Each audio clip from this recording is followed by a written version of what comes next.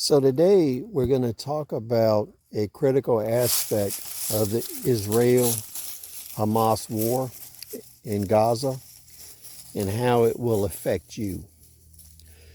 So over the years, I've done a lot of videos on improvised construction, expedient materials, primitive infantry, defensive ops, and defensive fortification.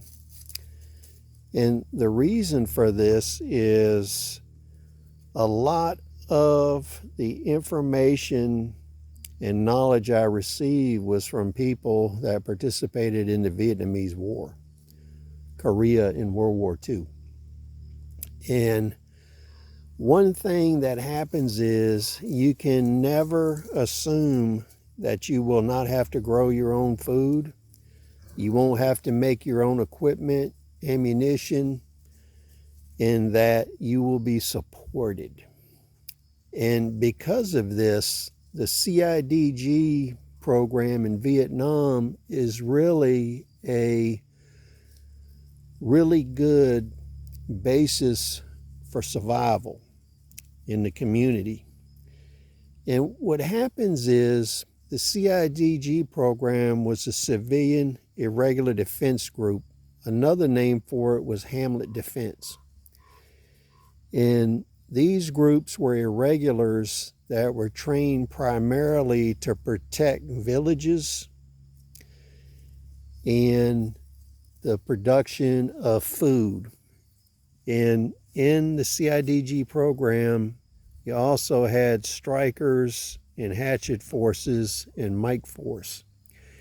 And basically what happened is Mike Force was a mobile strike force to support Hamlets when they were under attack. And some of the hatchet forces were really disguised recon forces. So one of the ways you secure a village is by doing recon operations, or what YouTube calls recce now. And these were really patterned on LRRPs, Long Range Reconnaissance Patrol, or in today's parlance, LRS, Long Range Reconnaissance and Surveillance Ops.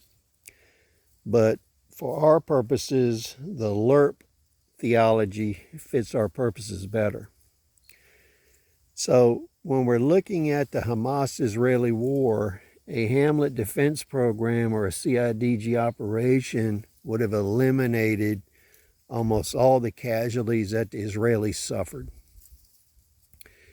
And what that required was armed participants, armed village members, defensive fortifications.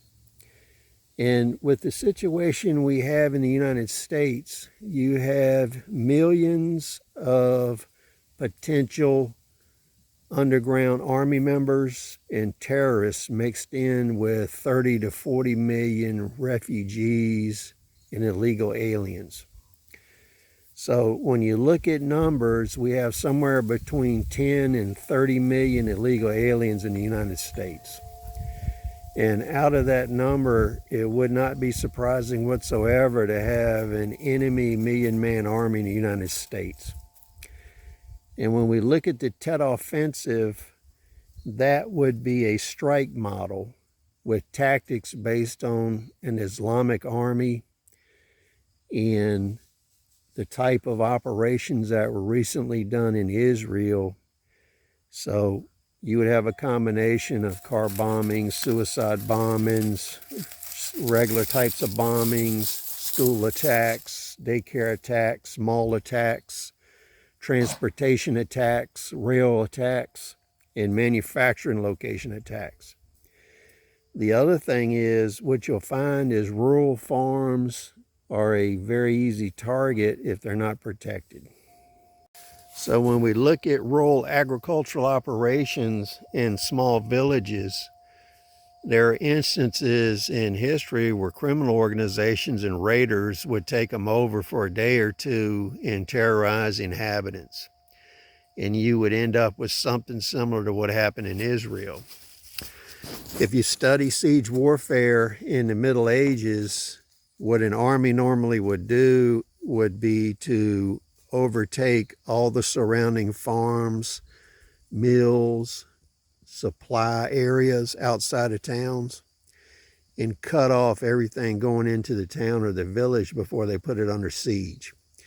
So initial siege operations were always conducted against the exterior connections to a village to cut off logistics.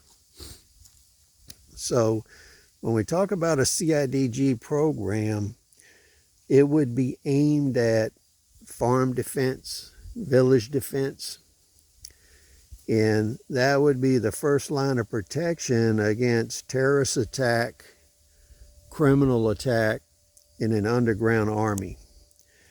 And one of the things you need to think about is how long can you hold out? So if you have water, food, and ammunition, how long can you hold out against attack before assistance arrives? So how long could you hold out under attack if your village had a mobile strike force or a Mike force, and you know that the Mike force is not going to travel at night to assist you? You're going to have to hold out till morning during daylight, because even with night vision gear, trying to move reinforcements at night into contact with an enemy is extremely risky, especially if you don't have night vision or much night vision. And your chances of getting there and doing anything are very low moving at night. So can you hold out under attack at your location for 2 or 3 days until reinforcement gets there? Because if you're in a deep SHTF situation, there may not be vehicles. Your relief may have to walk 15 or 20 miles to get to you. So then the question is, if they walk the 20 miles, will they be able to fight when they get there? So they may have to move into position in an attack the next day. So these are things to think about. And the conditions for a good CIDG program, like I said, improvise and expedient construction of barriers, bunkers, fences, fortifications, roads. That's all necessary, especially if transportation routes are disabled and you have vehicles. You may have to build and repair roadways to maintain contact with your supply and farms outside of the village.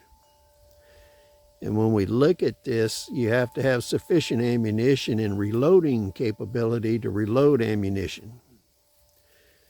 And it gets to the point where if you have 100 people in a town and all of them are armed, whether it's a single shot shotgun or the latest assault rifle or a machine gun, that's better than having 5 people with the best equipment and 95 with nothing. Because what you're going to find is a lot of people firing from multiple directions onto a target is going to actually do a whole lot more than 5 people. So ego and Bravo Sierra and advertising aside, think about this. So what I'll probably do is start doing a weapon series where we talk about the 510 program, which you can use to arm locals with, which you can use to arm your farm workers, because if you have farm workers on your farm and SHTF occurs, they're going to be stuck there with you most likely. So they're going to have to help defend you. So these are things to think about. Are you going to have an inner and outer perimeter? Are you going to have a stronghold inside your perimeter? How are you going to set your perimeter up? These are all important considerations. And as we said before, you got to have enough food and water to hold out. And if you're in Minnesota or North Carolina or anywhere else, you got to have heat too in the winter. So these are things to think about. So Please share your comments. We'll see you on the next video.